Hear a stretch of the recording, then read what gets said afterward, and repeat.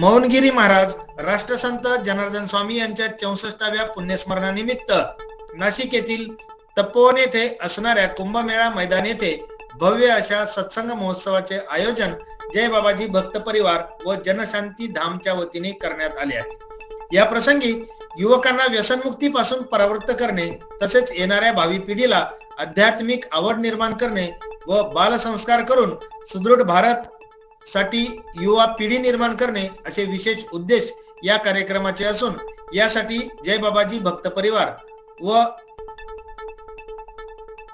जनशांती भक्त परिवार मोठ्या प्रमाणात उपस्थित आहे।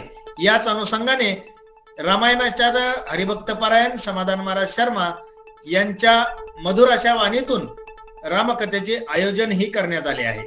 स्टार न्यूज साठी विजय खंडागळेसह यतीन फडोळ, नाशिक।